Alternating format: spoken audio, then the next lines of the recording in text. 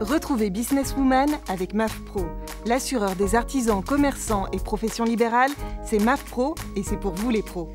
C'est la MAF.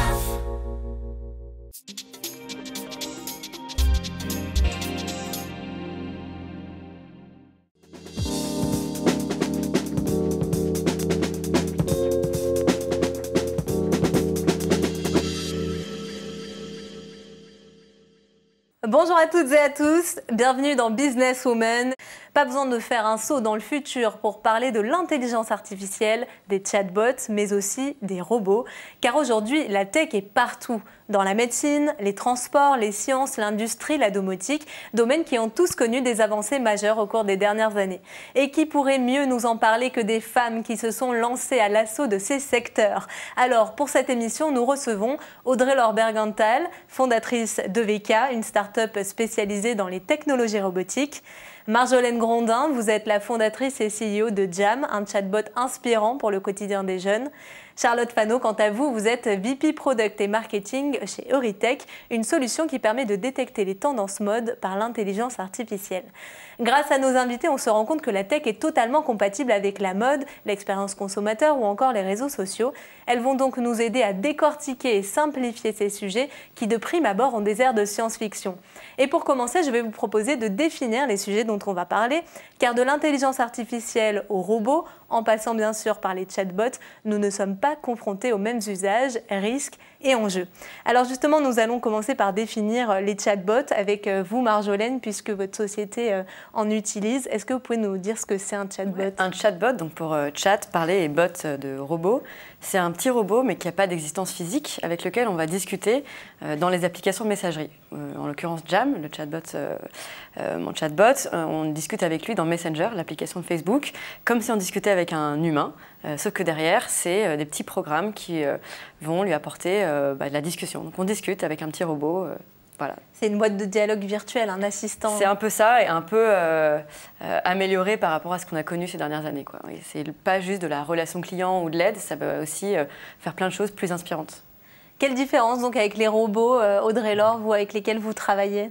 Nous, ce sont des robots physiques, donc pas de virtuel, même si on a un logiciel qui permet de les piloter. Et nous, on fait la nouvelle génération du mannequin de couture. Donc c'est un mannequin robot évolutif et connecté qui permet de reproduire tout type de morphologie, de varier de taille en quelques secondes. Et par rapport à l'intelligence artificielle, alors Charlotte, vous avec laquelle vous travaillez, comment ça se passe? Quelle est la différence? L'intelligence artificielle, c'est très vaste.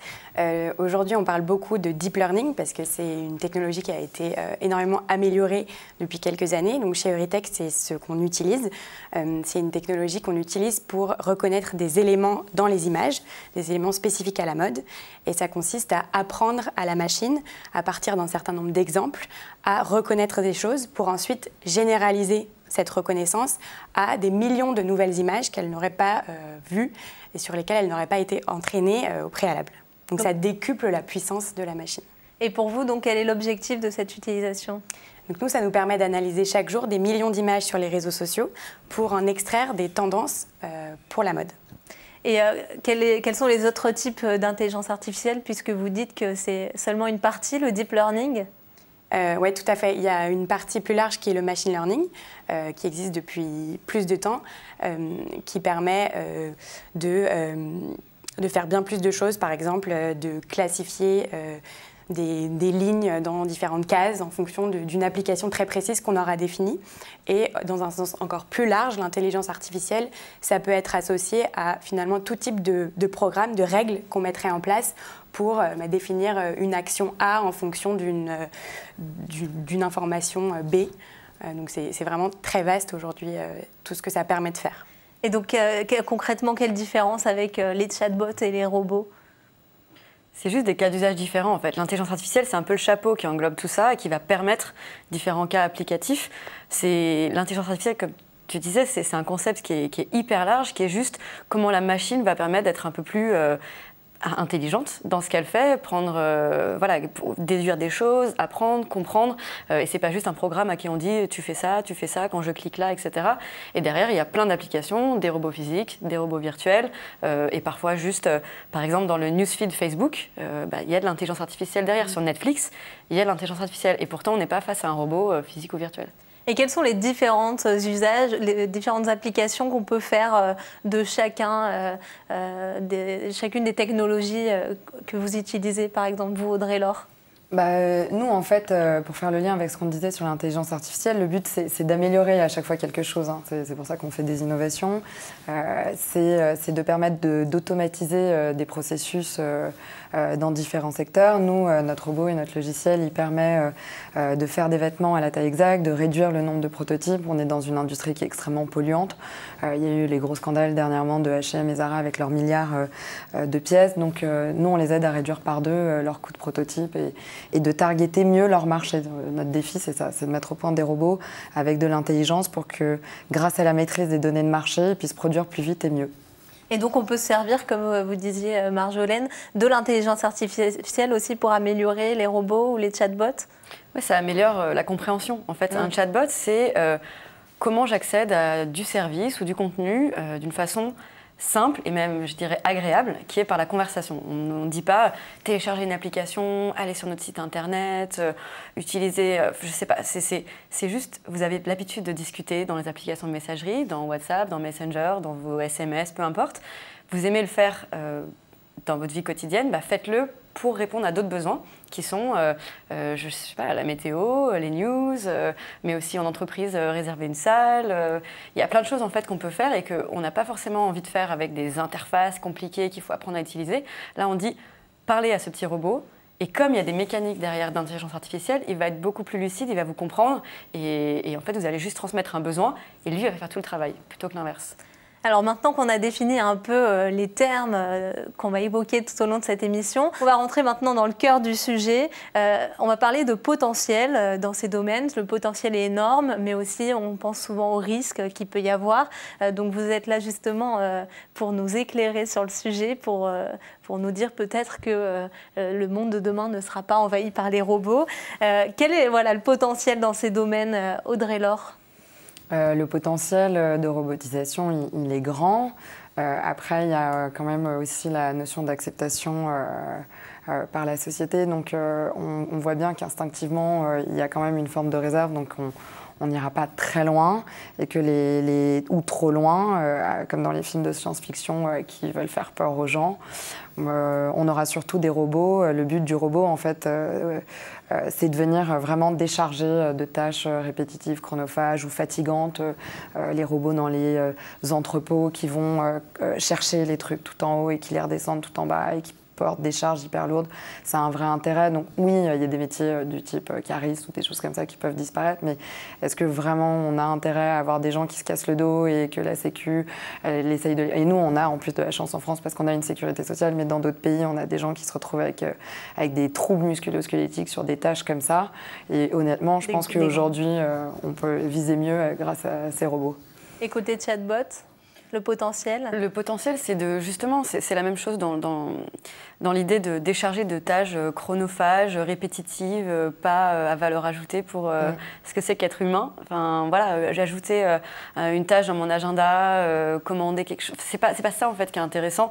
Moi, j'aime bien prendre l'exemple de la calculatrice. C'est pas parce qu'on a inventé des calculatrices qu'on fait plus de maths ou qu'on calcule pas des choses ou qu'on réfléchit pas. C'est juste qu'aujourd'hui, ça ne fait aucun sens de dire c'est moi qui vais faire ma division, multiplication, etc.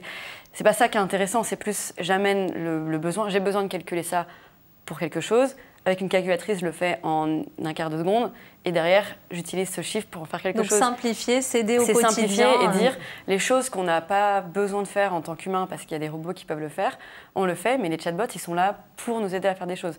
C'est pas moi qui vais... faire vivre mon chatbot, c'est pas un Tamagotchi en fait, je m'occupe pas de mon chatbot, c'est lui qui va... Et c'est pour ça que je trouve qu'il y a une petite limite aussi, on dit ah c'est un nouvel ami, oui dans le sens où il discute de manière sympathique etc, mais un ami c'est donnant-donnant, là le chatbot il est vraiment là pour vous. Et Jam, par exemple, il est là pour vous inspirer, vous proposer du contenu, apporter quelque chose de positif dans votre journée, mais il n'attend rien en retour en fait. Alors justement, Jam, qu'est-ce que c'est? Parlez-nous-en un petit peu. Jam, c'est aujourd'hui le plus grand chatbot en France. On a 420 000 personnes, surtout des jeunes, qui l'utilisent, 100% dans Messenger. Donc il n'y a pas d'application à télécharger. Comme je disais, on ne doit pas apprendre à l'utiliser, avoir la batterie sur son téléphone, du stockage, du réseau. Enfin, c'est vraiment, tu es dans Messenger, tu tapes Jam, tu commences à discuter avec lui et tous les jours, il va te proposer des sujets inspirants pour te faire découvrir l'actu, de nouvelles idées, mais aussi des jeux, des bons plans, des voyages, économiser ton argent, aborder ton crush. En fait, il regorge d'idées comme si on avait quelqu'un qui parcourait le monde, qui lisait plein de choses et qui vous le transmettait de la manière la plus chouette qui soit. Et Charlotte, vous êtes d'accord avec ce que disaient Audrey Laure et Marjolaine concernant le potentiel, mais aussi les risques sur l'intelligence artificielle? Parce que c'est peut-être là où il y a encore plus de potentiel et encore plus de risques. Ouais, tout d'abord, je pense que c'est important de comprendre qu'aujourd'hui, on n'est pas du tout dans une situation de science-fiction où l'intelligence artificielle peut être autonome et peut menacer notre planète. Pas du tout. On est vraiment sur des applications qui sont très précises et qui peuvent avoir de la valeur seulement si elles sont bien pensées par des humains qui savent très bien ce qu'ils veulent faire avec. Donc nous, c'est notre cas. Notre technologie, aujourd'hui, elle apporte de la valeur parce qu'on l'a co-construite avec des acteurs de la mode et du luxe, donc des entreprises, qui nous ont permis de déterminer comment elle allait pouvoir les aider, en l'occurrence, à mieux construire leur assortiment produit, à détecter des tendances et à utiliser ces chiffres pour confirmer des intuitions qu'ils auraient et donc pour être beaucoup plus data-driven dans leur façon de développer des nouveaux produits et lancer leurs produits sur le marché. Donc je pense que sans cette énorme collaboration entre le métier et la technologie, en fait ça ne sert à rien. C'est un peu comme si on avait mis Internet comme ça, mais qu'il n'y avait pas des vraies applications qui s'étaient construites dessus. La bulle Internet, on a vu, il y a plein de choses qui se sont passées qui en fait étaient synonymes d'une bulle, mais il y a aussi plein de valeurs qui ont été créées. Je pense que là, l'intelligence artificielle, c'est pareil. Il va y avoir plein d'écueils, plein d'effets buzz qui n'auront pas de valeur, mais il y aura aussi des applications à très forte valeur ajoutée qui seront développées. Et justement, c'est en plein développement là en ce moment. Quel potentiel là-dessus côté entreprise ou pour les personnes qui veulent se lancer? Alors nous, c'est vraiment notre parti pris chez Euritech, c'est de donner aux entreprises la possibilité de multiplier les actions qu'ils font et surtout d'éviter les tâches répétitives, comme vous le disiez, nous c'est pareil, mais vraiment les entreprises en interne. On pense chez Euritech que c'est très important de verticaliser l'application et de développer des choses très précises. On pense aujourd'hui que c'est difficile d'avoir de la valeur en voulant adresser tous les secteurs en parallèle. Donc on conseille aux entreprises, bien sûr, de s'informer, mais de trouver surtout les bons partenaires, parce que développer ça en interne, ça a du sens pour certaines entreprises, mais pour beaucoup, c'est comme tu disais, Marjolaine, redévelopper, réinventer la roue et tout faire en interne, et parfois le faire en dehors de son cœur de métier. Je pense que c'est une vraie réflexion qui a trait à la direction que l'entreprise veut prendre. Et côté société, quels sont les apports pour l'avenir au vu du potentiel de développement de ces technologies? Au niveau des sociétés, il va y avoir des actions de transformation. Je pense qu'effectivement, on va passer plus de temps sur après l'expertise. Nous aussi, on le voit, nous, on collabore avec la mode, le sport, le médical ou la sécurité. Et en fait, on s'adresse à un public de formation à la base d'artisans. Les responsables de production, ils sont modélistes, etc., ou les modélistes. Et en fait, on voit qu'on les remet dans leur cœur de métier, qu'ils montent en expertise et qu'on accompagne un changement qui est positif. Et je pense que d'une façon sociétale, c'est ce qu'on disait, si le changement est bien amené, il est bien pris et qu'il est bien expliqué, plutôt que de faire peur, au contraire, les gens vont monter en compétence parce qu'on leur donne vraiment des éléments factuels avec une précision mathématique pour prendre des décisions et du coup s'éviter des risques, des écueils, des échecs. Et on peut aussi les faire travailler ensemble, je crois, ces technologies. Oui, le but c'est qu'un bot puisse prendre des actions avec du traitement automatique du langage, des réseaux de neurones. Enfin, c'est tout un ensemble de technologies qui vont venir quand on en a besoin. Voilà, on est sur un chantier, on a un nouveau projet, une nouvelle idée, on va dire OK, qu'est-ce que je peux utiliser pour aller plus vite? Et moi, j'ai un peu la conviction que l'intelligence artificielle est en train de devenir une commodité et que c'est presque l'électricité du 21e siècle. C'est que j'espère que bientôt, il n'y aura plus de sens de parler de boîtes dans l'IA, dans l'intelligence artificielle, sauf celles qui font de la recherche pure et dure. Mais finalement, il y en a peu qui font de la recherche. La plupart, elles l'utilisent pour améliorer quelque chose. Et c'est ça qui est intéressant. En tout cas, moi, c'est ce qui m'intéresse. C'est ce que vous voulez faire aussi, je crois. C'est ça. C'est avec Jam, on s'est posé la question. On a commencé nous-mêmes à créer des algorithmes, etc. Et à un moment, on s'est dit, en fait, il y a tellement de choses qui se font. Elles sont accessibles. Notre but, c'est plus de jouer au Tetris ou Lego. Enfin, c'est d'assembler et de dire comment est-ce que je peux utiliser un algorithme ici, une classification, des règles de classification là, et les amener pour améliorer. Moi, ce qui m'inspire dans ma vie, c'est justement inspirer nos utilisateurs à découvrir plein de contenus. Et plutôt que de le faire avec un blog, un site, une boutique, un magazine, on le fait avec un chatbot. Mais c'est pas important en fait, ça c'est le moyen. Mais ce qui est important, c'est pourquoi on le fait.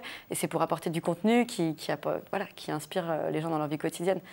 Oui, Charlotte. Ouais, je voulais appuyer ce que tu disais parce que je pense que c'est très important de comprendre que l'intelligence artificielle, il y a toute une partie qui est accessible à tous et ça serait vraiment dommage de ne pas en faire l'usage. Et il y a une autre partie qui est en cours d'évolution.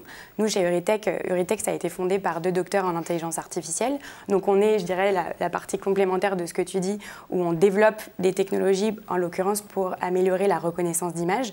Donc pour le coup, c'est des nouveaux développements qui, je pense, au fur et à mesure, vont être accessibles à énormément d'autres entreprises qui vont pouvoir utiliser simplement les briques technologiques pour les appliquer à des problématiques bien précises qu'elles maîtrisent et qui leur permettra de décupler le résultat de la technologie. Et donc, qu'est-ce qui va changer alors concrètement ces prochaines années? Quels secteurs et domaines peuvent être touchés, notamment par l'intelligence artificielle et les autres technologies qui y sont liées, aussi en termes de mode de vie et de consommation? Moi, je pense que ça va changer, ça va irriguer tout, hein, jusque dans la voiture, dans la gestion de sa maison. On a vu au CES pas mal d'innovations sur tout ce qui est gestion du quotidien. Enfin, dans les métiers, effectivement, même traditionnels, ça arrive. On le voit dans les maisons du luxe où on fait cohabiter tradition et modernité. C'est un challenge qu'ils sont en train de relever à merveille. Donc je pense que ça va se diffuser partout. Et en termes de risques, alors comment les gérer, que ce soit les pertes, le côté humain, comme vous en parliez déjà un peu tout à l'heure Audrey Laure, ou aussi les risques éthiques? Comment vous gérez ça à Charlotte? En fait, je pense qu'il y a plusieurs choses. Je vais parler très rapidement de la confidentialité des données. Nous, par exemple, chez Eurytech, comme on fait de la tendance, notre métier, c'est d'agréger énormément d'informations. Donc, en l'occurrence, on n'est pas sur ces sujets, même si, bien sûr, on fait très attention parce qu'on utilise des données des réseaux sociaux. On n'est pas sur du ciblage, donc on n'est pas sur des enjeux de confidentialité. Mais ensuite, je pense que tous ces changements, on le sait, Audrey Laure, tu avais l'air de parler de ça, vu ton background juridique aussi, qui est que tout ça, ça nécessite de l'encadrement, donc une évolution du cadre juridique. Et je pense que c'est ça qui est très important. C'est pour ça que c'est important d'en parler. Nous, on en parle à notre échelle. C'est important qu'il y ait des experts qui puissent démocratiser ce qu'ils font pour, comme on l'a fait avec Internet, on puisse légiférer sur et limiter les risques tout en permettant à cette technologie de vraiment permettre à tout le monde de progresser. Et est-ce que vous êtes mis par exemple en conformité avec la nouvelle réglementation qui a été annoncée il n'y a pas longtemps? Bien sûr, ça, on a été avertis il y a plusieurs mois maintenant. Non, puis c'est un gage de sérieux. Enfin, pardon, je vous coupe, mais... Oui, Audrey Laure étant anciennement juriste, c'est quelque chose qui vous tient à cœur forcément, peut-être? Nous, ça nous tient à cœur, mais après, c'est vrai que quand on voit Eurytech ou vous... les entreprises qui travaillent avec ces grands groupes et qui collaborent, de facto, si on veut être crédible, on a une éthique déjà qu'on a développée. Et tous ces transferts de données, on les confidentialise, on les traite comme de la donnée de santé. Enfin, nous, en tout cas, c'est ce qu'on fait aussi chez EVK. Vraiment, on n'est pas ce plat de données, on fait très attention comment on s'implante dans les pays. Et toutes les entreprises qui vont rester, comme on disait, il va y avoir certaines qui vont s'éteindre et d'autres qui vont rester. Je pense que celles qui vont rester et qui vont durer, c'est celles qui auront de l'éthique, c'est celles qui ne vendront pas les datas, qui les conserveront, qui protégeront les gens. Oui, parce qu'on peut encore aujourd'hui quand même enfreindre les règlements et puis ne pas respecter du tout les codes de l'éthique. Exactement. Et après, il faut savoir que de toute façon, les gens vont s'y conformer parce que les nouvelles lois sur la cybersécurité, au plus on les applique, au plus on a les dernières normes en termes de cybersécurité, au plus on est sérieux. Donc bon an, mal an, la législation va aider aussi à créer un cadre. Et en Europe, on est quand même vraiment sensible à ce sujet et on a une autre façon de traiter l'innovation qu'aux États-Unis. Et on sait que la French Tech et le ministère de l'économie et le secrétariat d'État au numérique en France, ils sont super actifs sur le sujet. Donc en France, globalement, bonne éthique par rapport à ça. Il y a la législation, il y a les utilisateurs aussi, qui sont eux, en fait, de toute façon, on en est tous, donc même le légiférateur. C'est-à-dire que les utilisateurs sont hyper alertes, je trouve, de plus en plus sur tout ça. Et il y a une vraie prise de conscience. Je pense que voilà, l'intelligence artificielle, mais aussi n'importe quelle technologie, va nourrir des fantasmes positifs et négatifs. Et on est tous là à imaginer ce qui va se passer dans les 50, 100 prochaines années. Et du coup, qu'est-ce qu'on a envie qu'il se passe et quels sont les risques. Et je pense que les gens aujourd'hui font attention à la protection de leurs données, essaient de comprendre quelles données ils transmettent, quel est leur droit de regard et de contrôle dessus, et surtout à quoi ça sert. Parce que même s'il y a quand même de plus en plus d'applications, par exemple, je prends cet exemple-là, sur les portables, on est obligé maintenant d'accepter les demandes, les règles, et ça finalement, ça veut tout et ça veut rien dire. On s'engage à des choses, mais est-ce que derrière, on est sûr que nos données sont pas mal utilisées ? Je pense qu'il faut vraiment faire la part des choses. Je pense que c'est très important d'être conscient de ce qu'on donne et de pouvoir, si on le souhaite, effacer, avoir le contrôle sur nos données. En parallèle, personnellement, moi, je suis ravie qu'il y ait énormément d'applications qui utilisent les données que je donne pour avoir des meilleurs services. Enfin, c'est ça. Pourquoi on en est là? C'est avant tout parce qu'il y a énormément de choses qui se sont développées pour nous simplifier la vie grâce à toutes ces données agrégées. Un usage positif, donc? Bien sûr. Donc, je pense qu'il faut vraiment avoir les deux en parallèle et faire ça de manière éclairée. Et comment on développe une société sans risque de perte des données, par exemple pour les femmes ou les hommes qui veulent se lancer dans ces domaines? Oui, il y a énormément c'est à la fois des actions technologiques qui permettent d'être sûr que tout est contrôlé, tout est protégé, pas diffusé, etc. C'est à la fois la technologie et ça vient aussi de la volonté des entrepreneurs, qu'ils soient tech ou pas, derrière. C'est une éthique, c'est la façon dont le produit il est conçu, c'est les règles d'utilisation. Oui, pour moi, ça me paraît même une non-question. Enfin, c'est naturel, en fait, quand c'est un contrat avec l'utilisateur, de dire, voilà, si on veut que sa société, elle dure dans la durée, on est obligé d'être... c'est une règle sine qua non. Oui. Et puis, aujourd'hui, les entrepreneurs que j'ai autour de moi ont tous envie de faire les choses à la base pour améliorer leur quotidien, ceux de leurs amis, de leur famille, et après de dizaines, centaines de milliers de personnes. C'est en aucun cas comment est-ce que je pourrais utiliser la donnée voilà, en France, en tout cas, comme disait Audrey Laure.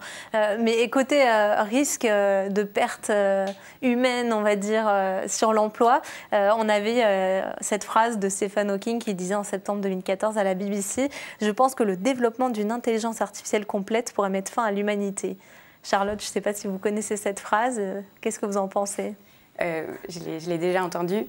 Je ne vais pas m'avancer trop sur ce sujet, mais comme je le disais un peu plus tôt, aujourd'hui, on n'est pas du tout... Ce n'est pas une situation qui est réelle.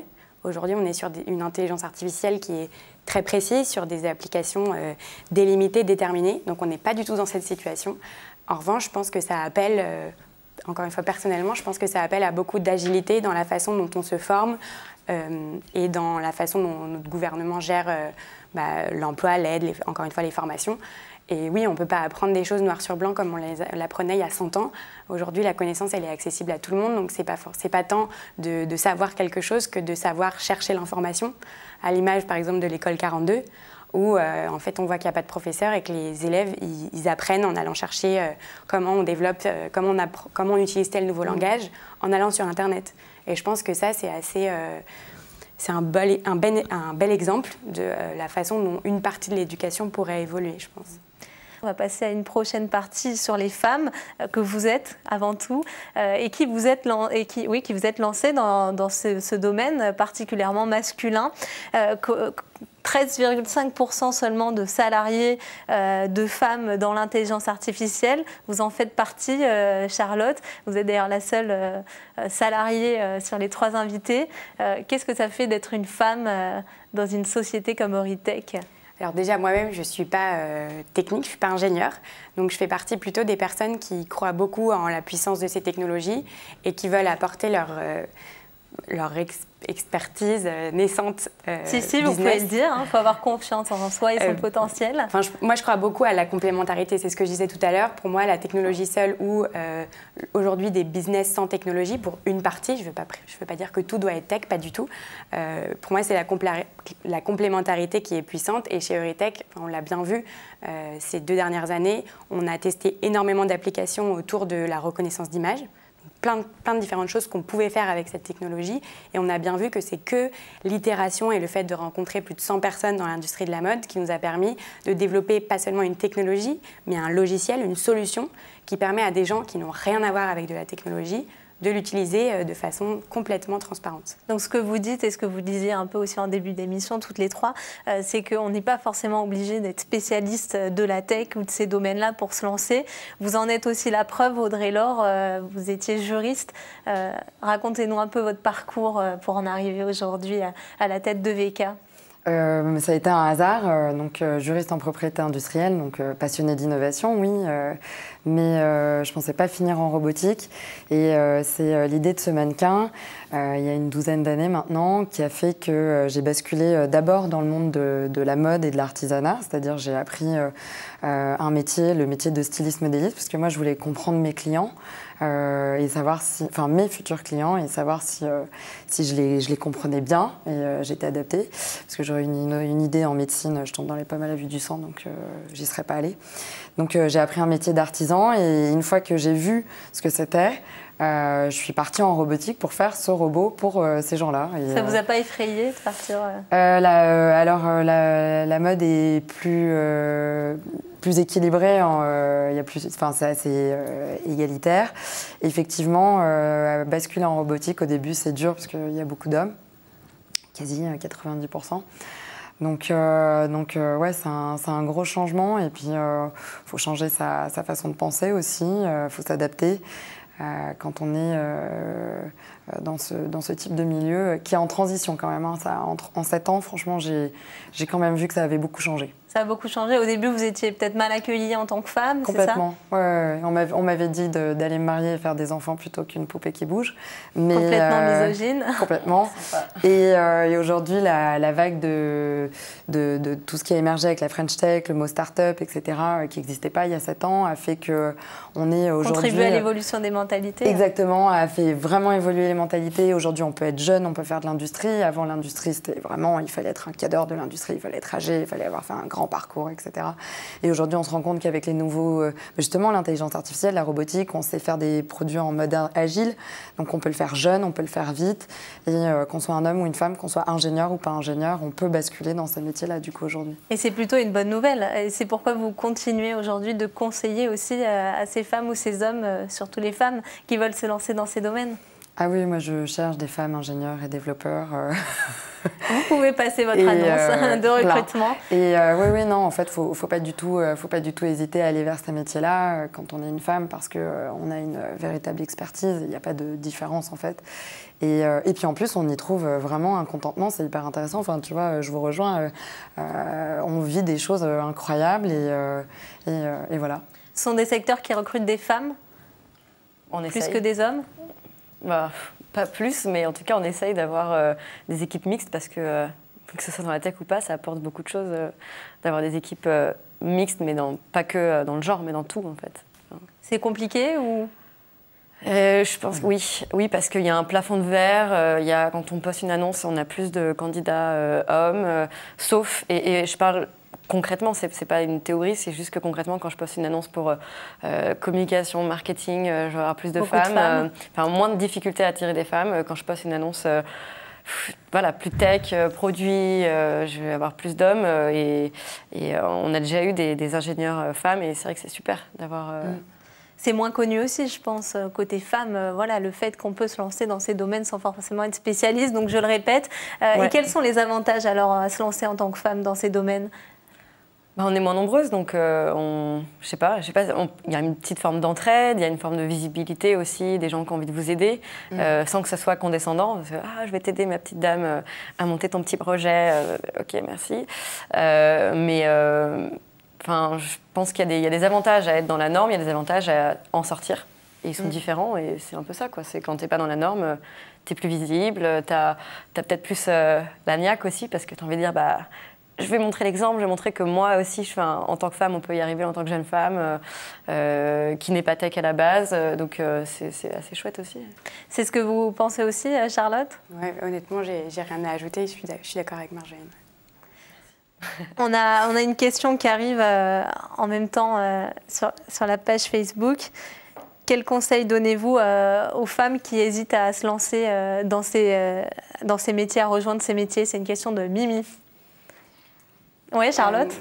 Je dirais je pense qu'on ne peut jamais regretter de se lancer parce qu'on apprend forcément énormément de choses. Et comme on le disait, aujourd'hui, ces technologies, elles vont juste concerner tous les aspects de notre quotidien, qu'ils soient personnels ou professionnels. Donc d'aller s'y frotter, de comprendre comment ça fonctionne, de justement faire la part des choses entre le fantasme et la réalité et de mieux pouvoir les maîtriser. Je pense que c'est forcément énorme. Et ensuite, la deuxième chose que je dirais, c'est que ça contribue à rencontrer énormément de gens. Et je pense que c'est en faisant ces rencontres, en n'ayant pas peur d'aller solliciter des gens, de demander des avis, même des gens qui paraissent inaccessibles. Et bien, souvent, on a des surprises et c'est ça, je pense, qui nous permet de grandir, de faire des meilleurs projets et de transformer des projets en entreprises à succès. Un autre conseil? Je pense qu'à part on peut être passionné de la tech pour la tech, mais je pense que c'est pas ça qui fait une belle entreprise. Ce qui compte, c'est d'identifier un besoin, un problème qui existe vraiment, que des gens ressentent, qu'on peut résoudre aussi. Et une fois qu'on a identifié ça et du coup qu'on se passionne pour un problème, un marché, une industrie, la tech va venir et en fait je ne pense pas qu'on puisse se dire qu'il faille se dire je suis passionnée par le robotique, qu'est-ce que je peux en faire? Et c'était votre cas justement oui, quand nous, vous on n'a avez pas lancé du tout commencé Jam. en se disant on va faire un chatbot, au début on a fait une app, on s'est plutôt dit ok, on était étudiants à l'époque, en tant qu'étudiant j'ai l'impression qu'il y a plein d'informations que je rate sur le campus, à l'extérieur, voyager, etc. J'ai pas le temps de tout voir, comment est-ce que je peux faire pour améliorer ça? Et de fil en aiguille on arrive à créer un chatbot, mais je pense que vraiment, dans l'entrepreneuriat en général, si on élargit un peu par rapport juste à la tech, parce qu'il y a aussi entrepreneuriat qui n'est pas tech, c'est identifier un vrai besoin, un problème qui nous passionne, auquel on a envie de penser mais sous la douche et se dire mais tant qu'il ne sera pas résolu, je continuerai ma croisade. Et en fait, la tech va venir largement améliorer, amplifier, permettre d'avancer plus vite, à moindre coût, etc. Mais du coup, qu'on soit femme, homme, moins de 30 ans, plus de 30 ans, école de commerce, pas j'en sais rien. Les problèmes, tout le monde en a. Donc, il faut juste en trouver un qui vous passionne assez. Et la tech va être juste un moyen, mais pas la fin. Vous parliez justement de formation. Quelles sont vos formations par exemple, Charlotte, est-ce que vous êtes spécialisée à la base Alors moi, j'ai une formation école de commerce. J'ai fait HEC, mais j'avais vraiment envie J'étais un peu frustrée de ne pas pouvoir développer moi-même, donc je n'ai pas voulu développer, mais j'ai voulu comprendre comment ça fonctionnait. Donc j'ai fait une spécialisation qu'on appelle digital, bon, c'est un peu large, mais un super master. D'ailleurs, je remercie mes professeurs, honnêtement, ils font un travail incroyable, qu'ils ont monté en partenariat avec justement l'école 42 et Télécom Paris. Et donc moi, c'est en étant en contact de ces gens que j'ai lancé un premier projet d'entreprise sur lequel j'ai travaillé pendant 1 an dans l'univers de la mode et de la tech aussi. Et avant de passer chez Eurytech. Avant d'arriver chez Eurytech. Et ce qui fait que, voilà, en allant chez Eurytech, trouver une puissance technologique que jamais j'aurais pu développer toute seule ou jamais j'aurais pu constituer une équipe qui avait cette puissance scientifique. C'est une opportunité incroyable pour quelqu'un de business comme moi qui avait envie de développer une solution pour la mode. C'était la bonne combinaison, j'ai eu de la chance. Alors avant de revenir sur vos formations à toutes les deux aussi, j'en profite, là, vous parlez justement de votre passage de chef d'entreprise. Vous avez décidé d'arrêter votre entreprise quand vous avez eu cette opportunité chez Eurytech. Voilà, comment on fait pour passer de chef d'entreprise à salarié? Est-ce que ça se passe bien pour les femmes qui nous regardent, qui auraient peut-être aussi cette opportunité, qui auraient peur? Racontez-nous un peu votre expérience sur ce sujet. Comme je vous le disais, moi déjà, le fait de voir cette équipe scientifique avec qui j'avais l'opportunité de travailler et dont j'étais très admirative, je me suis dit c'est une opportunité incroyable, je ne pourrais pas l'avoir dans un autre contexte. Et bien sûr que je préfère être un petit élément d'une équipe qui réussit et qui porte un projet très loin que la chef d'une boîte qui reste toute petite et qui apporte de la valeur à personne. Voilà, c'est pas ce qui compte. Pour vous, Audrey-Laure, comment vous êtes passée de juriste à aujourd'hui chef d'entreprise? Vous nous avez un peu raconté votre parcours, mais côté formation? Côté formation, moi je l'ai fait sur le terrain, donc ça a été long, ça explique aussi ces 12 années. Entre l'idée et aujourd'hui, l'entreprise de 35 personnes qui est en train de se déployer à l'étranger. Et c'est super. Ouais, c'est chouette. Et donc non, moi j'avais pas fait de formation après école de commerce. Mes études de droit me servent parce que j'ai fait une construction assez solide de l'entreprise et avec une mentalité de juriste, en fait, on avance que quand on est sûr et du coup la société avance mais ne recule jamais. Mais on y va pas à pas. Non, pas à pas, voilà. Donc c'est là où moi mon parcours m'a servi. On peut aussi donc être autodidacte. On peut être autodidacte. Après, c'est comme ce que vous disiez, enfin toutes les deux, c'est on n'avance jamais seul. Et un petit projet, il restera petit parce qu'on n'aura pas été chercher les synergies, les conseils, les mentorings qui vont bien, les soutiens. Et le monde de l'entrepreneuriat, c'est un monde qui fait peur, mais ce qu'on oublie de dire, c'est que c'est un vrai monde de solidarité. Donc oui, il y a de la solidarité aujourd'hui, on va dire, dans les minorités ou entre femmes, de facto, c'est vrai qu'il y a une vraie solidarité, mais il y a aussi une solidarité entre entrepreneurs et en plus, elle est internationale parce que comme tout le monde souffre à peu près et connaît cette magie des nuits blanches, de stress, tout le monde se soutient et des gens qui ont vécu ces étapes, on peut les appeler, ils peuvent nous conseiller. Donc en fait, quand on a l'impression qu'on va partir seul, on peut très vite ne pas être seul. Donc ça, c'est un conseil que vous donnez pour se lancer, se faire entourer? Ah ouais, tout de suite. Et en termes d'autres types d'accompagnement pour réussir, pour se lancer, Marjolaine? Je pense qu'il y a autant d'accompagnement à choisir que d'entrepreneurs et d'entreprises. Enfin, il n'y a pas de... C'est à soi de choisir ce qui nous fait du bien à un instant T. Et j'ai vraiment pas envie qu'on commence à créer une espèce d'école d'entrepreneuriat, enfin de trajectoire avec des cases en disant il faut faire un incubateur, il faut faire un accélérateur, il faut choisir ses mentors. Enfin, faites ce que vous voulez et un accompagnement, ça peut être auprès d'amis, ça peut être auprès d'un oncle qui est passé par là et qui pas forcément par un incubateur. Voilà, faut pas. Malheureusement, je trouve qu'il y a beaucoup de jeunes entrepreneurs qui me disent je ne trouve pas d'incubateur, est-ce que j'arrête? Non. Car vous êtes toutes les trois à Station F ou au moins avez été. Pour qui vous conseillez ce genre d'accompagnement? Station F, c'est des accompagnements très différents. Il y a encore Station des F, encore une fois, incubateurs. c'est l'endroit. Et après, il y a plein de programmes différents. Et on a fait des programmes différents. Ça dépend de ce que vous cherchez, à quel stade, pour quelle industrie. Allez regarder ce qui se passe. Il y a tellement de choses que voilà, c'est pas juste un seul. Pour vous, Audrey-Laure, c'est indispensable ce type d'accompagnement? Alors oui, parce que donc j'ai démarré, je suis plus âgée que vous, moi quand j'ai démarré il n'y avait pas ces systèmes d'accompagnement et effectivement ça permet de donner quand même un peu des guidelines. Après effectivement faut pas croire que c'est un mode d'emploi et que si on ne suit pas le mode d'emploi ça va pas marcher parce qu'effectivement l'entrepreneuriat c'est de l'audace, c'est de la personnalisation, c'est qu'on n'aime pas forcément aussi les cadres. Donc il faut garder ce terreau-là, mais après ça permet quand même d'accélérer et de donner des meilleures chances de succès aux entreprises qui se créent. Donc allez choisir celui qui va bien, parce qu'aujourd'hui il y a pléthore d'offres, donc ça c'est pas mal. Et puis ne pas hésiter à en sortir quand c'est pas adapté aussi, parce que ce qui compte c'est que le projet avance. Et c'est pas parce qu'on fait un incubateur qu'on réussit. Oui, Charlotte. Je pense je suis vraiment d'accord avec ce que vous dites. Je pense qu'il y a deux phases. Il y a une phase où on se lance, où ce qui est très important, c'est d'être avec des gens. Parce que parfois, on est seul, on est 2, 3, et c'est très, très dur d'être seul. C'est très dur de garder les idées pour soi. Donc moi, vraiment, j'ai appris à aller partager mes idées, à accepter d'être challengée et à justement déconstruire ce comportement de bon élève, de présenter seulement le truc dès qu'il est parfait. Donc au début, je dirais ça, et c'est pour ça que les incubateurs, c'est bien, parce qu'en fait, il y a une énorme émulation, donc ça, c'est positif. Et la deuxième phase, comme tu disais, l'accélération, ça accélère. Donc ça accélère le positif comme le négatif. Donc il faut avoir une base solide avant de considérer tout accélérateur paillette. Il nous reste encore quelques minutes sur cette émission, ça passe assez vite. Quand vous parlez d'entourage, on peut aussi parler d'associés.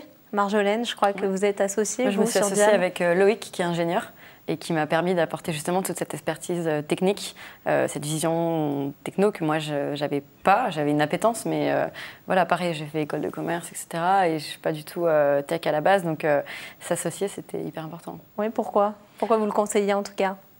Pour à la fois, on va dire, les hard skills et les soft skills. Donc les hard skills, tu as quelqu'un qui apporte d'autres compétences que tu n'as pas. Parce qu'un entrepreneur, c'est pas un expert, c'est quelqu'un qui a envie, c'est quelqu'un qui a de l'énergie, c'est quelqu'un qui comprend les choses, mais c'est plus un chef d'orchestre qu'un expert. Et le talent d'un entrepreneur, c'est s'entourer de gens meilleurs que soi. Donc on dit souvent l'ego d'entrepreneur, où il y a aussi l'humilité de dire je vais prendre quelqu'un qui est meilleur en ça, en ça, en ça. Et le but, c'est de se virer de ses propres postes à chaque fois et de dire j'ai fait un peu de marketing, maintenant je vais prendre quelqu'un meilleur. J'ai fait un peu de vidéo, je vais prendre quelqu'un meilleur. J'ai fait un peu de rédaction, etc., etc. Donc avoir un associé qui est complémentaire, c'est hyper utile parce que du coup, à 2 ou 3, ou même un peu plus, on peut déjà lancer la société. Et après, sur la partie plutôt soft skills, c'est juste être à 2. Moi, ça m'a beaucoup aidé dans les moments de doute, les moments difficiles. Ça donne du recul, ça permet de confronter sa vision. Puis c'est sympa aussi. Donc vous le conseillez. Après, voilà, on n'a pas toujours la bonne personne non, et ça aussi, c'est important. Il vaut mieux être seul que mal associé. Et on a justement Hélène qui a commenté sur le live Facebook qui nous parlait d'une application pour trouver aussi son associé. Alors, est-ce qu'on peut me le redonner en régie? J'ai pas très bien entendu. Shaper, voilà, je connais pas. Vous connaissez? Voilà, vous avez testé ou dans votre entourage des personnes qui ont testé en tout cas? Des retours? Non. Moi, j'avais regardé un peu ce qu'ils faisaient et effectivement, c'est une appli de networking pour rencontrer des gens assez sérieuses. Ouais. On va parler un peu de modèle économique quand même assez rapidement. C'est important aussi pour les personnes qui veulent se lancer. Je crois que toutes les trois, le dénominateur commun, c'est la levée de fonds. Vous avez toutes les trois recouru à la levée de fonds et en tout cas, c'est ce qui a été l'élément déclencheur pour la rémunération. C'est vraiment indispensable, Audrey-Laure? Ça dépend aussi de ce qu'on veut faire. Moi, je trouve que c'est ça, au bout d'un moment, de faire des levées de fonds parce que déjà, ça permet de structurer les projets, ça permet de structurer les équipes, ça permet d'accélérer. Après, il ne faut pas tomber non plus dans la course à la levée comme on voit aussi aujourd'hui. Je pense que tout est question de modération et d'adaptation. Il faut savoir aussi que les banques, aujourd'hui, elles jouent vraiment le jeu. La BPI est là.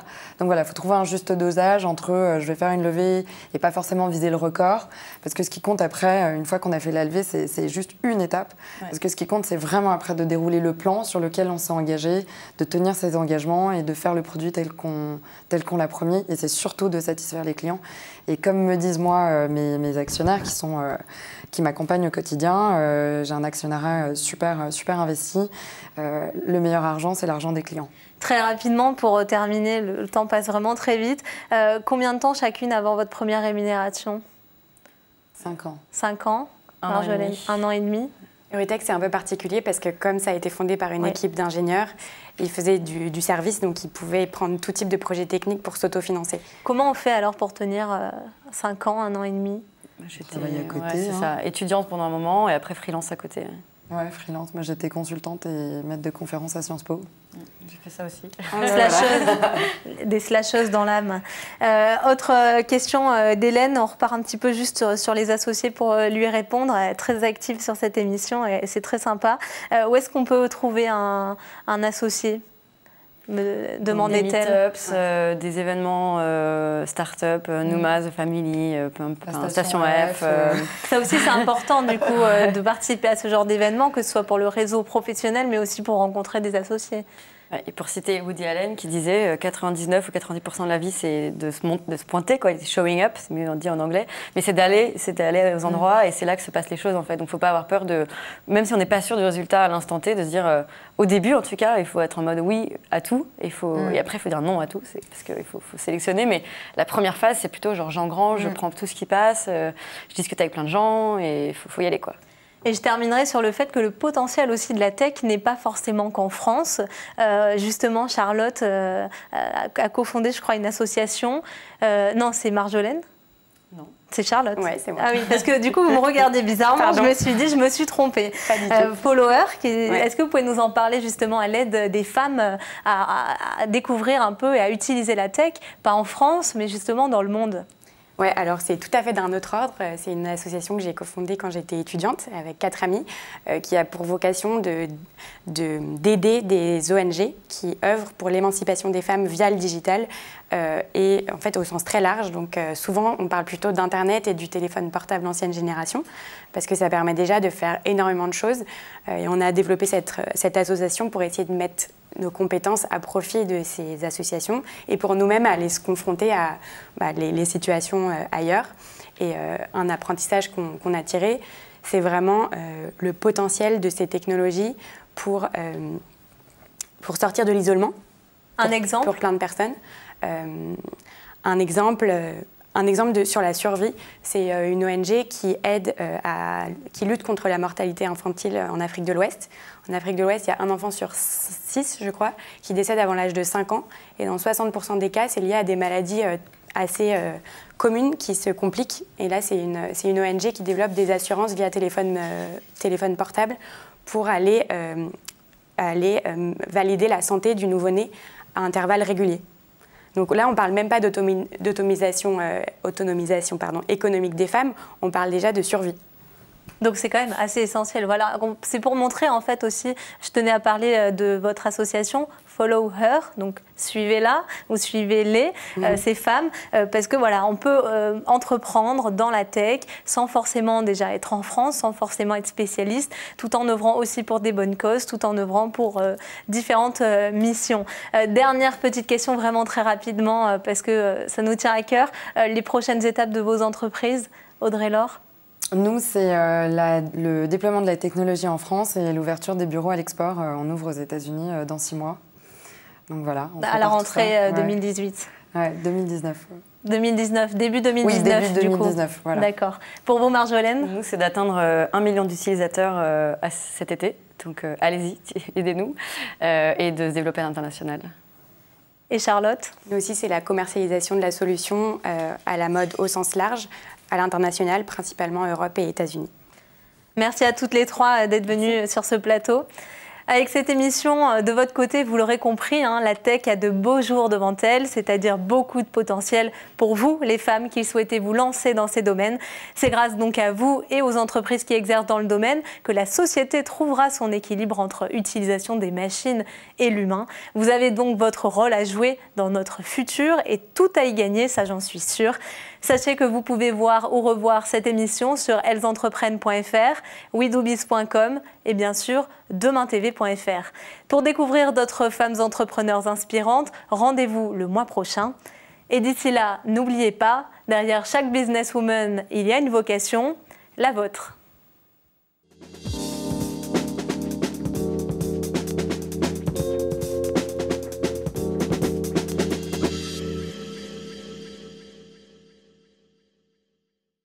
Businesswoman vous a été présenté par MAFPRO.